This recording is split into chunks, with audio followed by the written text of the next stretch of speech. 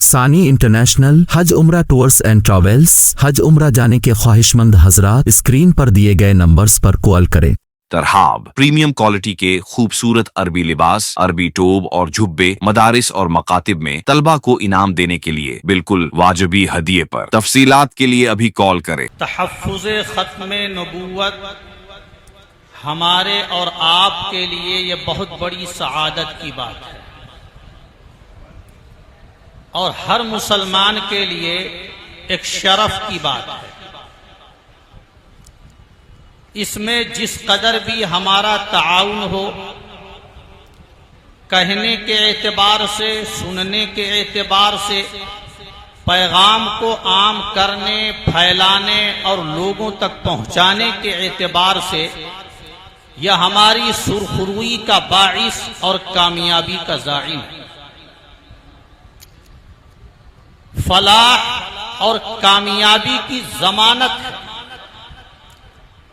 और आखिरत में नबियों के सरदार इमामुल अंबिया हजरत मुहम्मदुर रसूलुल्लाह सल्लल्लाहु अलैहि वसल्लम की शफाअत का जरिया और आपके दस्ते मुबारक से जामे कौसर पीने का बाइस। बड़े खुश नसीब हैं वो हजरात जो खत्मे नबूवत के तहफ़्फ़ुज़ के सिलसिले में सई और कोशिशें करते हैं। होना तो ये चाहिए था कि वक्त पर जो एक निज़ाम बनाया गया था प्रोग्राम शुरू हो जाता, लेकिन आदमी की चाहत कभी पूरी नहीं होती। हजारों हसरतें ऐसी कि हर हसरत पे दम निकले, बहुत निकले मेरे अरमां लेकिन फिर भी कम निकले। तो आदमी चाहता कुछ है, होता कुछ है। बहरहाल ताखीर ही से सही, लेकिन प्रोग्राम शुरू हो चुका है और उलमाए किराम तशरीफ ला चुके हैं। तो गुफ्तगू जब तक भी चले, मतानत और संजीदगी का माहौल बनाते हुए हमें इस प्रोग्राम में शरीक रहना है और प्रोग्राम के इख्तिताम तक इसको कामयाबी के साथ पहुंचाना है। तफसीली गुफ्तगू तो हजरत मौलाना शाह आलम साहब दामत बरकातुहुमुल आलिया आपके सामने फरमाएंगे। थोड़ा सा वक्त जो मुझे मिला हुआ है, मैं कोशिश करूंगा कि कुछ काम की और नफा की बातें हमारे सामने आ जाए और उम्मत मुस्लिमा की भी कामयाबी उसमें मुज़मर हो और अहले इल्म हजरात यहां से जब उठ करके जाएं तो अपने दामन में कुछ समेट कर लेके जाएं। इस उम्मत मुस्लिमा के लिए बड़ी मुसीबत गुमराह करने वाले पेशवाओं का वजूद है। यही वजह है कि रहमत आलम हजरत मोहम्मद मुस्तफ़ा सल्लल्लाहु अलैहि वसल्लम ने जहां बहुत से फितनों से आगाह फरमाया, वहीं पर हमारे आका ने गुमराह करने वाले लीडरों और पेशवाओं की भी इत्तला दी। नबियों के सरदार ने मुद्दईयान नबूवत के झूठ और उनकी जालसाजियों से भी बाखबर किया और इनकी शैतानी कोशिशों से, तलबिसात से, फराड से, फरेब से, झूठ से इसलिए उम्मत मुस्लिमा को आगाह किया ताकि ये उम्मत बेदार रहे और इन झूठों के झूठ में और फरेब में, जाल में ना आए, अपने ईमान की हिफाजत कर सके। मुस्लिम शरीफ की रिवायत है, नबी पाक सल्लल्लाहु अलैहि वसल्लम ने फरमाया, इन्नमा अखाफु अला उम्मतिल अइम्मतल मुज़िल्लीन, मैं अपनी उम्मत के हक में खौफ रखता हूं जो गुमराह करने वाले पेशवा हैं, जाल करने वाले लीडर हैं, खाना साज नबी हैं, उनकी तरफ से मुझे अंदेशा है अपनी उम्मत के हक। तो नबी ने खदशे का इजहार फरमाया और आगे मजीद वजाहत फरमाई कि मेरी उम्मत में जरूर 30 झूठे पैदा होंगे और इनमें से हर एक ये दावा करेगा कि मैं अल्लाह का नबी हूं, हालांकि मैं आखिरी नबी हूं, मेरे बाद कोई नबी पैदा नहीं है। तो इस हदीस पाक के अंदर हमारे नबी हजरत मुहम्मदुर रसूलुल्लाह सल्लल्लाहु अलैहि वसल्लम ने अंदेशा भी जाहिर फरमाया और खबर दे दी कि झूठे नबी जरूर आएंगे, कद्दाब जरूर पैदा होंगे, दज्जाल जरूर फितना पैदा करेंगे।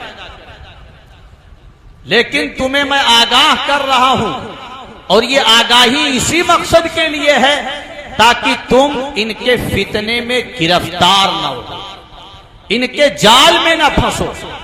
अगर तुम मेरी इस बात को याद रखोगे तो जो भी नबूवत के नाम पे खड़ा होगा तुम उसके दावे को रद्द कर दोगे कि ये तो मेरे आका ने पहले ही बतला दिया था कि अब कोई नबी पैदा नहीं होगा।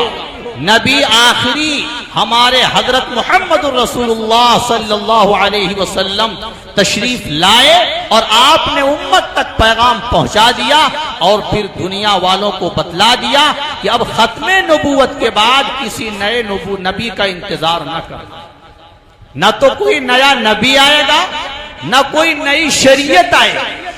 हर तरह से नबूवत का दरवाजा बंद हो चुका है और नबियों का जो सिलसिला था वो मेरे ऊपर तमाम हो चुका है। नबी अब न आएंगे जिल्ली बरूजी, बरंगे सुर्ख या बरंगे फिरोजी।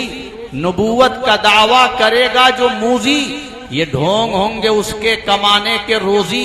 न खत्मे नबूवत पे हो जिसका ईमा, वो फासिक है फाजिर मुजस्सम है शैतान। तो ये तो आएंगे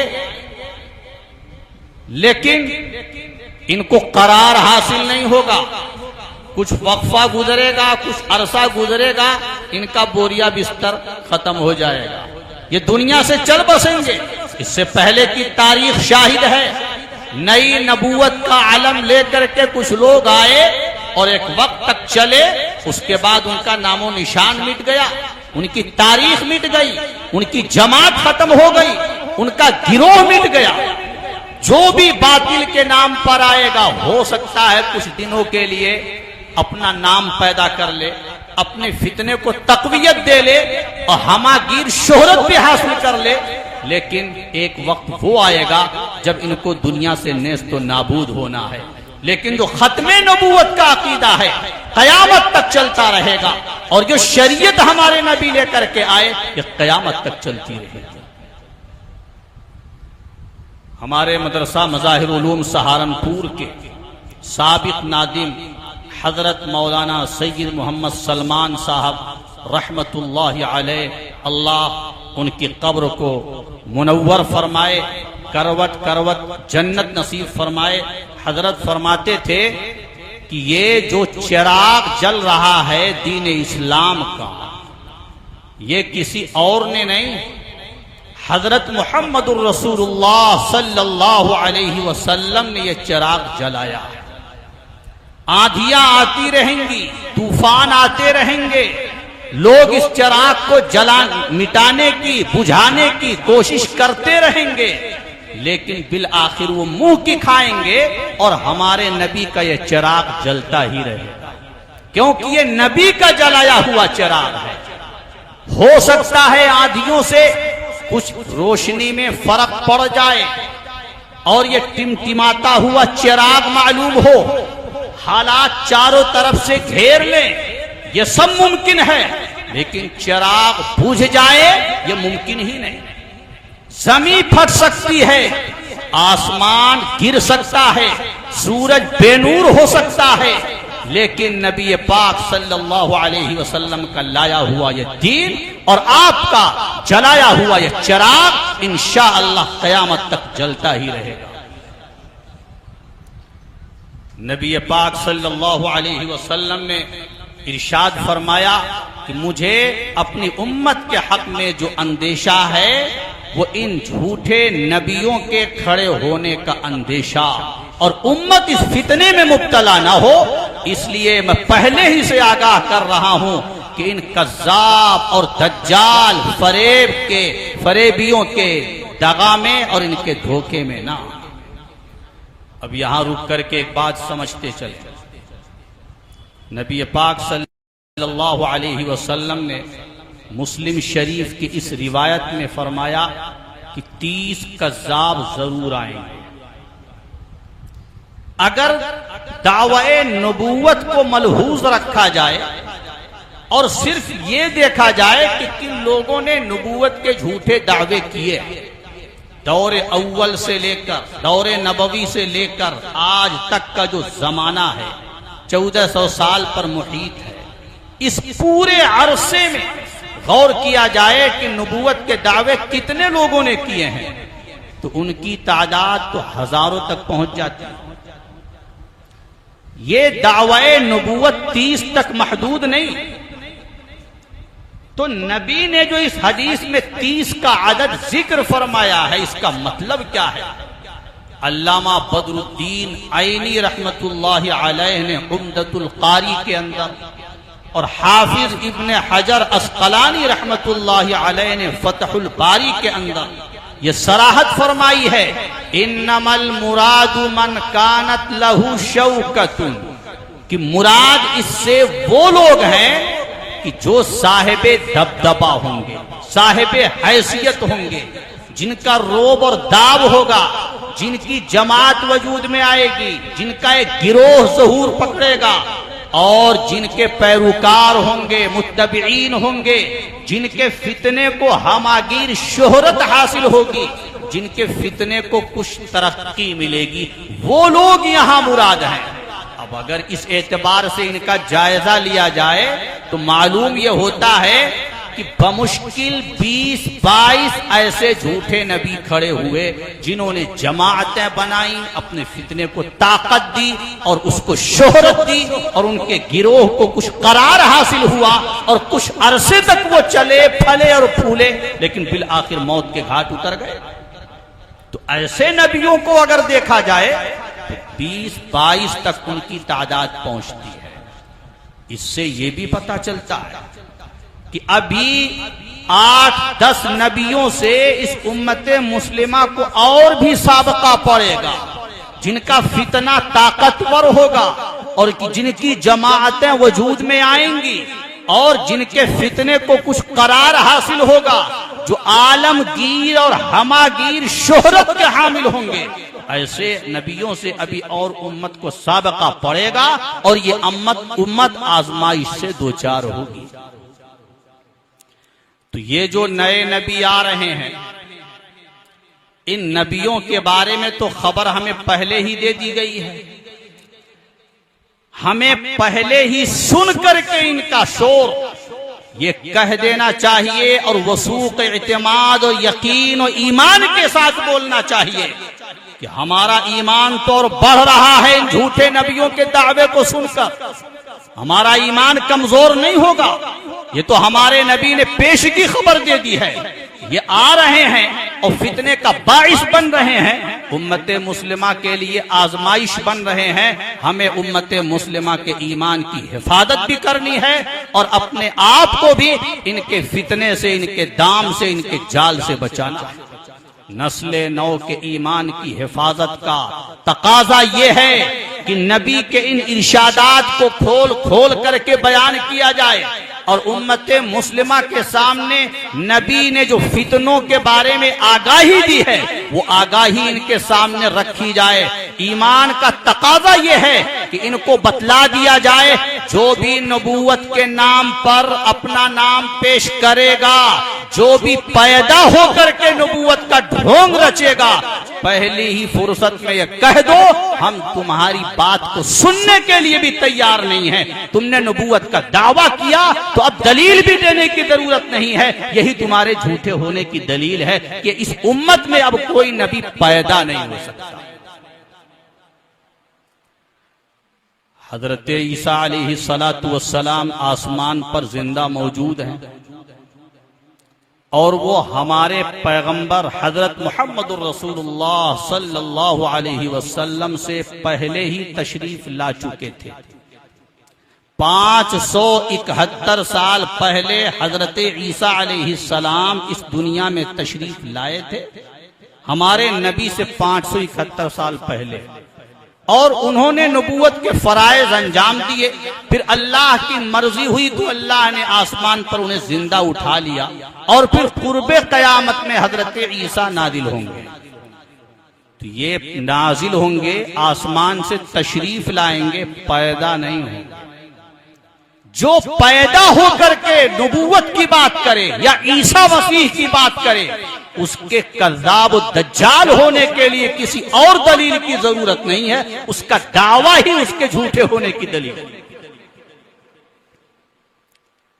जो तलबीसात हैं और तहरीफात हैं कुरान और हदीस में, इस वक्त एक झूठे नबी ने, शकील बिन हनीफ ने जो ड्रामा रच रखा है, उसकी बातों को समझने के लिए इतना ही काफी है कि वो ईसा मसीह होने का दावा कर रहा है, जबकि वो आसमान से उतरा नहीं बल्कि पैदा हुआ। अब उसका ये कहना कि ट्रेन पे बैठा और दिल्ली में जाकर के उतर गया, तो मैं भी तो उतरा। तो आप जितने हजरात यहाँ बैठे हुए हैं, आप सारे हजरात ट्रेन पे सवार होते हैं और कहीं अपनी मंजिल पे जाकर के उतर जाते हैं। अगर नुज़ूल इसी का नाम है, तो क्या ये सारे के सारे ट्रेन पे चढ़ने वाले उतरने वाले ईसा मसीह हो गए? और मोहम्मद शकील बिन हनीफ अगर नाम किसी का हो जाए और इस नाम से वो वाकई ईसा मसीह बन जाए, अगर ऐसा है बिलफर्ज, तो फिर याद रखिए मोहम्मद शकील बिन हनीफ सिर्फ वही नहीं है जिसका चर्चा हो रहा है। आपको मैं पते की बात बतलाऊं, शकील बिन हनीफ ने मदरसा मज़ाहिर उलूम सहारनपुर में बाकायदा तालीम हासिल की है। मदरसा मज़ाहिर उलूम सहारनपुर में उसने तरबियत ली है और वहां रहकर मदरसे की रोटी खाई है, मदरसे के चार दीवारी में उसने अपना वक्त गुजारा है, वहां कुरान की तफसीर, हदीस शरीफ का सबक पढ़ा है। आपके लिए इनकेशाफ बहुत अजीब व गरीब लग रहा होगा, मगर हकीकत यही है। लेकिन आप इस बात को मत भूलिएगा कि ये मोहम्मद बिन शकील वो है जिसने न तो ईसा मसीह होने का दावा किया, न महदी होने का दावा किया। इसकी पूरी तफसील और इसका पूरा हाल हमारे पास मौजूद है और मदरसा मज़ाहिर उलूम के रिकॉर्ड में महफूज है। नाम मोहम्मद शकील और उसके बाप का नाम भी हनीफ है, रहने वाला किसी और जगह का है। ये वो दरभंगा वाला मोहम्मद शकील बिन हनीफ नहीं है। अगर ये मोहम्मद शकील नाम पेश करके अपनी नबूवत साबित करना चाह रहा है और अपना ईसा मसीह होना साबित कर रहा है या महदी होना बावर करा रहा है, तो बताओ इसी नाम का एक शख्स और है, वो क्यों मसीह नहीं हो सकता या महदी क्यों नहीं हो सकता? उसकी नबूवत पर आप शक किस बुनियाद पे करोगे? अपने दावे के सबूत में ये अपना नाम मोहम्मद पेश करता है कि मैं महदी हूं। दलील क्या है? मोहम्मद मेरा नाम है। और आले रसूल से होने की जो बात की गई है, तो उसमें इस तरह की तावील और तलबीस करता है कि हनीफ ये पैगंबर अलैहिस्सलातु वस्सलाम के नसब में ऊपर जा करके हजरत इब्राहिम अलैहिस्सलातु वस्सलाम का नाम आता है, शजरा वहां जाके मिलता है और उनका एक सिफाती नाम है हनीफ, मिल्लत इब्राहिम हनीफा। तो इस एतबार से अपनी सदाकत और सच्चाई साबित करना चाह रहा है। तो अब बताओ, क्या यही दावा करके और यही दलील क्या वो मोहम्मद शकील बिन हनीफ पेश नहीं कर सकता? उसके दावे को रद्द करने के लिए क्या तुम्हारे पास दलील है? इसलिए मेरे भाइयों, बुजुर्गों, और उलमा हजरात जो यहाँ तशरीफ फरमा हैं, इनके दावों को सुनने की भी जरूरत नहीं। इनकी तलबीसात और तहरीफात में सदाकत और सच्चाई तो कुछ हो ही नहीं सकती है। यही इनके झूठे होने के लिए काफी है कि इन्होंने पैदा होकर के ईसा मसीह होने का दावा किया। अब एक और बात मजीद बतलाता चलो, नबी पाक सल्लल्लाहु अलैहि वसल्लम ने फरमाया है कि ये कज़्ज़ाब होंगे, दज्जाल होंगे। तो अब इनका कज़्ज़ाब दज्जाल होना इनके रवैये से, अपने इनके अमल से साबित होता है।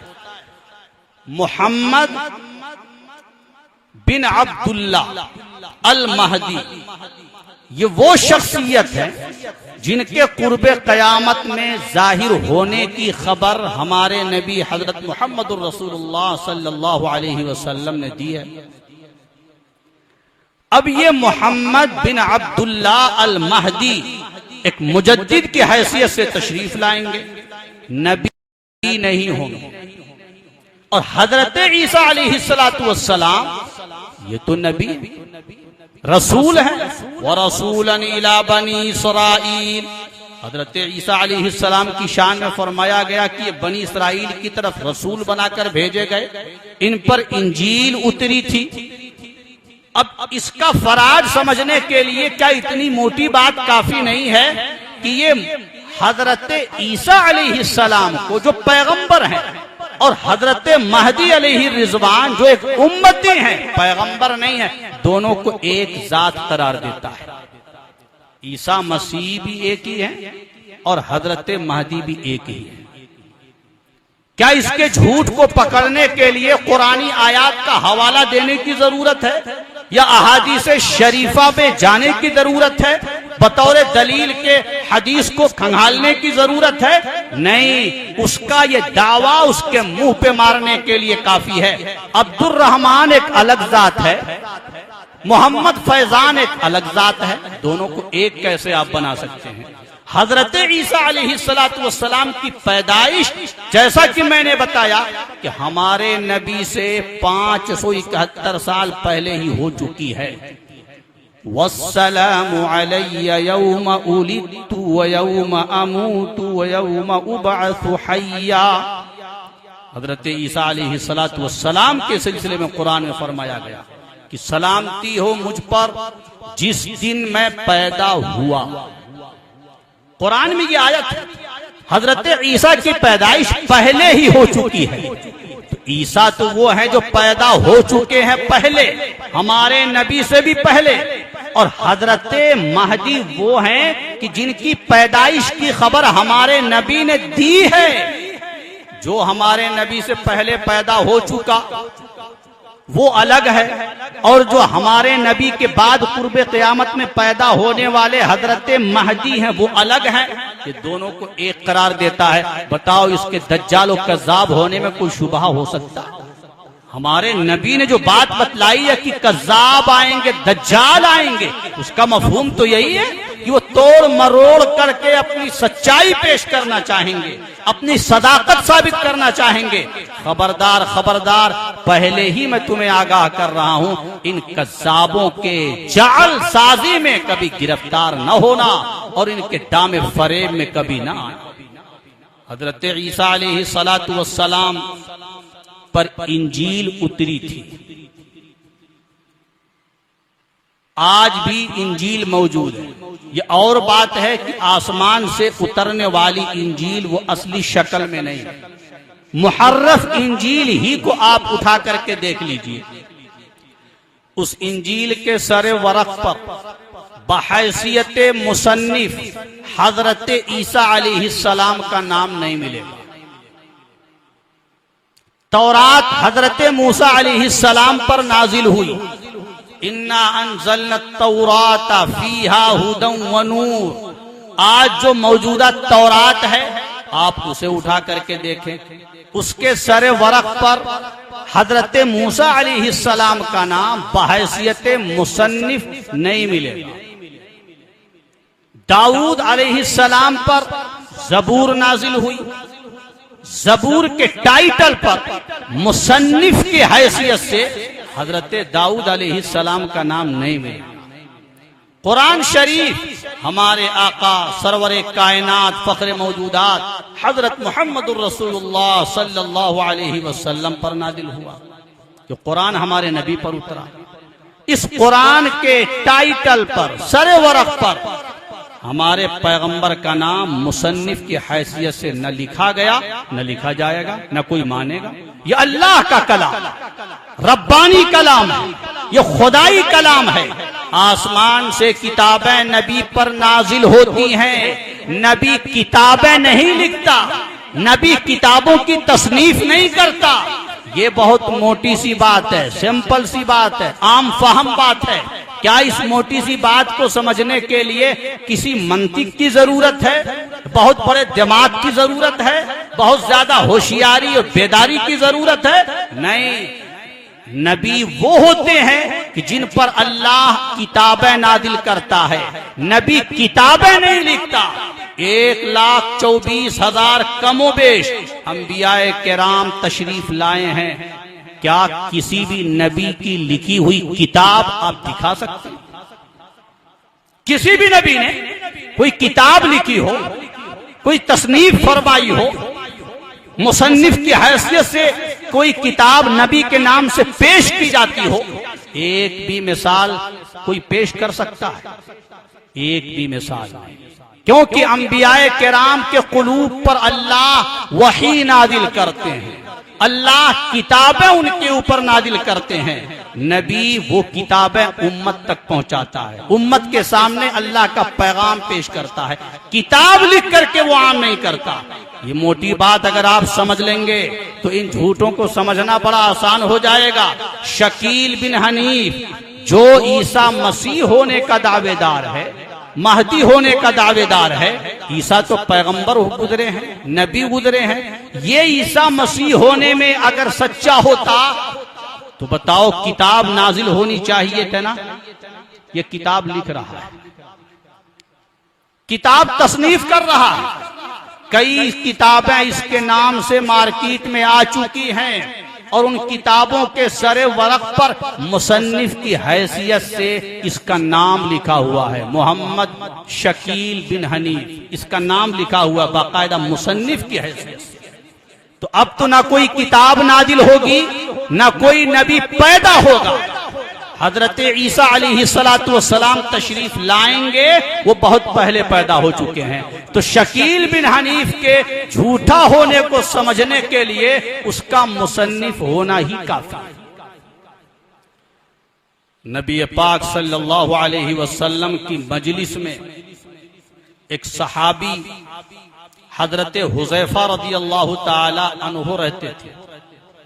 हजरत हुज़ैफा इब्नुल यमान नबी के राजदार सहाबी कहलाते हैं।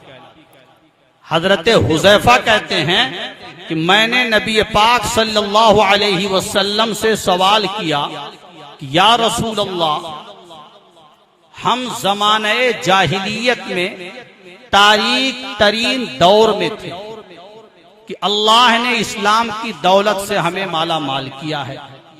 अब जो इस्लाम की खैर बरकत हमें मिली हुई है, क्या इसके बाद कोई फितना जाहिर होगा? नबी पाक सल्लल्लाहु अलैहि वसल्लम ने इरशाद फरमाया, हाँ फितना जाहिर होगा।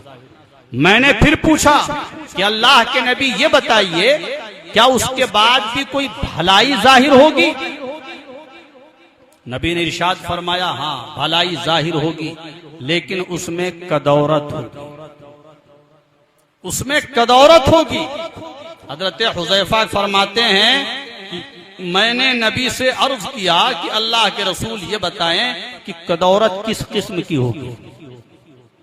भलाई जो जाहिर होगी और उसमें कदौरत होगी तो उसकी नौइयत क्या होगी?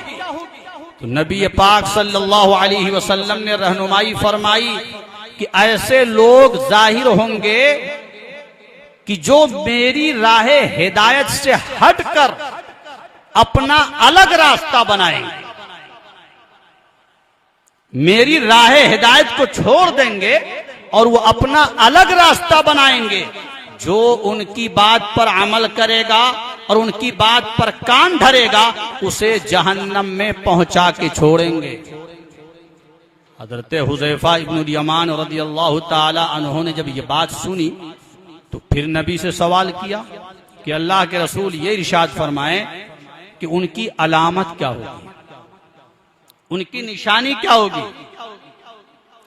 सरवर आलम हजरत मोहम्मद रसूलुल्लाह सल्लल्लाहु अलैहि वसल्लम ने उनकी अलामतें बयान फरमाई कि वो हमारी ही कौम में से होंगे, हमारी जबानों के साथ कलाम करेंगे, उनका जाहिर इल्म तकवा से आरास्ता होगा, लेकिन उनका बातिन ईमान और हिदायत से खाली होगा। अब आगे बढ़ने से पहले यहीं पर मैं इस टुकड़े की जरा वजाहत करूं। नबी ने आगाह करते हुए फरमा दिया कि ये लोग हमारी ही कौम में से होंगे। क्या मतलब है? ये जो खाना साद नबी होंगे या हमारे दरमियान से उठेंगे, मुसलमान होने का दावा करेंगे, मुसलमान होने का ढढोरा पीटेंगे, लेकिन नबी ने फरमा दिया कि ये ईमान और हिदायत से खाली होंगे। लेकिन जाहिर इनका ऐसा होगा, मालूम होगा कि ये बड़े इल्म वाले हैं, बड़े तकवा वाले हैं, बड़ी परहेजगारी वाले हैं। आप इसकी मिसाल शकील बिन हनीफ उसके पैरोकारों को देख लीजिए। शकील बिन हनीफ और उसके मानने वाले पैरोकार, इनकी शक्ल, इनका हुलिया, इनका चेहरा मोहरा और इनके हालात आप देखिए तो ऐसा लगता है कि ये तो बहुत बड़े मुत्तकी और पारसा। आदमी देख करके जाहिर का हुलिया देख करके धोखा खा जाएगा। नमाज पढ़ने के लिए मस्जिद के अंदर सफे अव्वल में जाकर के शरीक होंगे, कुर्ता पैजामा ऐसा पहनेंगे कि धोखा खा जाएंगे आप कि ये तो आलिम लग रहे हैं, पढ़े लिखे लग रहे हैं, तकवा वाले लग रहे हैं, पारसा दिख रहे हैं। आप इनके जाहिरी हुलिये से धोखा खा जाएंगे। नबी ने फरमाया कि हमारी ही कौम में से होंगे और हमारी जबानों के साथ कलाम करेंगे, ये कुरान की बात पेश करेंगे, ये हदीस की बात पेश करेंगे, लेकिन कुरान और हदीस से इनका कोई ताल्लुक नहीं होगा। साफ साफ मेरे नबी ने रहनुमाई फरमा दी कि इनका जाहिर इल्म तकवा से आरास्ता होगा, लेकिन इनका बातिन ईमान और हिदायत से खाली होगा। गली गली, कूचे कूचे, नगर नगर हमें ये पैगाम पहुंचाना है और अपने बच्चों के जहनों में ये बात बिठानी है कि ये लोग कुरान के हवाले से गुफ्तगू करें, हमें मरगूब नहीं होना है, हदीस के हवाले से गुफ्तगू करें, हमें मुतासिर नहीं होना है। इनकी ये दजल और इनकी ये जालसाजी तो हमारे नबी सल्लल्लाहु अलैहि वसल्लम ने पहले ही बयान फरमा दिया। तो नबी ने आगे एक और बात बयान फरमाई। हजरत हुज़ैफा ने सवाल किया कि अल्लाह के रसूल ये बताएं, अगर हम इनका जमाना पाएं तो आप क्या हुक्म देते हैं? अगर ऐसा जमाना हमें मिले कि जालसाज नबी ये उठ खड़े हों और नबूवत के दावे ढोंग रच रहे हों तो हमें क्या करना चाहिए? नबी अलैहिस्सलातु वस्सलाम ने फरमाया, मुसलमानों की जमात को लाजिम पकड़ो और मुसलमानों की जमात का जो खलीफा और इमाम है उसकी खिलाफ वर्जी न करो। अब हजरत हुज़ैफा पर कुर्बान जाइए, उन्होंने मजीद एक सवाल कर लिया। फरमाते हैं कि मैंने पूछा, या रसूल अल्लाह, अगर ऐसा दौर आ जाए, ऐसा जमाना आ जाए कि जिसमें मुसलमानों की कोई एक जमात ना हो और उनका कोई एक इमाम खलीफा ना हो, फिर क्या आप मशवरा देते हैं, हुक्म देते हैं? नबी पाक सल्लल्लाहु अलैहि वसल्लम ने फरमाया, अगर ऐसा जमाना आ जाए तब भी तुम्हें इन गुमराह फिरकों से अलग ही रहना है, इनकी जालसाजियों से तुम्हें दूर ही रहना है, चाहे इसके लिए तुम्हें दरख्त के पत्ते क्यों ना खाने पड़े और तुम्हें दरख्त की जड़ों में रह करके जिंदगी क्यों ना गुजारनी पड़े, लेकिन तुम इस कुर्बानी के लिए तैयार हो जाना, इनके धोखे में ना आना, इनकी जमात से वाबस्ता ना होना। अब यहां पे एक और बात सुने। कादियानी देहातों में, गांव में या जहां कहीं इनको मौका मिलता है धोखा देने के लिए एक बात करते हैं कि देखो जी, हम एक इमाम के तहत चल रहे हैं, हमारा एक सरबराह है, हमारा एक खलीफा है, लंदन में बैठा हुआ, हम उसकी खिलाफत के नीचे चल रहे हैं और हमारी जमात उससे वाबस्ता है, हम सच्चाई पर हैं। आप उनसे कहिए कि आंखों में धूल झोंकने के लिए कादियान के बेवकूफ तो मिल जाएंगे, तुम्हारी चिकनी चपड़ी बातों में कुछ उल्लू मिल जाएंगे, हमें यह धोखा मत देना कि तुम्हारी एक जमात है और तुम्हारा एक इमाम है। कादियान के बरसाती नबी जिस तरह बरसात में मेढक निकल आते हैं हजारों की तादाद में, कादियानी जमात ही में से कितने लोग निकल करके नबूवत के दावे करने वाले बने और उन्होंने अपनी अपनी जमातें बनाई। इस वक्त अब्दुल गफ्फार जंबा नबूवत का दावेदार है, कादियानी जमात से वाबस्ता, उसके अपने मानने वाले, उसके अपने पैरोकार हैं। तो तुम्हारी एक जमात कहां? खुद मिर्जा कादियानी की जिंदगी में चिरागुद्दीन ने नबूवत का दावा किया, मिर्जा कादियानी के सामने उसने दावा किया, मिर्जा ने उसे अपनी जमात से खारिज कर दिया। अब्दुल लतीफ गन्ना चोरी, अब्दुल्ला पटवारी, अब्दुल्ला तैमापुरी, मोहम्मद सिद्दीक बिहारी, अहमद संभरियाली, नबी बख्श मिर्जाई, मोहम्मद बख्श कादियानी, जहीरुद्दीन आरूपी, ये सब बरसाती नबी हैं, कादियानी जमात के बरसाती नबी। मौका मिला तो इन्होंने नबूवत के नए नए दावे कर दिए। तो तुम्हारे तो इतने पेशवा, तुम्हारे इतने सरबराह, तुम्हारी इतनी जमात है, तुम लिए धोखा देने में कामयाब नहीं हो सकते हो कि हमारा तो एक ही इमाम है, हमारा तो एक ही खलीफा है। तो नबी पाक सल्लल्लाहु अलैहि वसल्लम ने इरशाद फरमाया, इनके दजल में ना आना, इनके किस बयानी में ना आना, ये झूठ फैलाएंगे, दजल फराड का काम करेंगे। खबरदार खबरदार, मैं आखिरी नबी हूं और तुम आखिरी उम्मत हो। अना आखिरुल अंबिया व अंतुम आखिरुल उमम, मैं आखिरी नबी हूं और तुम आखिरी उम्मत हो। हमें यह बात खुद भी जहन में बिठानी है कि अब कोई नबी पैदा नहीं हो सकता, और जो पैदा हो वो नबी नहीं हो सकता। नबी ने जो इरशाद फरमाया, अना खातमुन नबिय्यीन ला नबी बादी, तो मतलब क्या है? उसका यही मतलब है कि मैं आखिरी नबी हूं, मेरे बाद कोई नबी नहीं। ऐसा नहीं, हजरत ईसा अलैहिस्सलातु वस्सलाम तो पैदा हो चुके थे पहले, और अब वो आसमान पर जिंदा मौजूद है, कुर्ब क़यामत में तशरीफ लाएंगे। तो मुतलकन नबूवत का इनकार नहीं है, हजरत ईसा अलैहिस्सलाम आएंगे। हाँ, नबी ने जो ये फरमाया ला नबी या बादी, तो उसका मतलब ये है ला नबी या बादी मौलूदून, मेरे बाद कोई नबी पैदा नहीं होगा, और जो पैदा हो वो नबी नहीं हो सकता, जो पैदा हो वो नबी नहीं हो सकता। बिल्कुल दो और दो चार की तरह क्लियर मसला है, इसमें जरा भी शक व शुबहे की गुंजाइश नहीं और जरा भी तरद्दुद का कोई मामला नहीं है।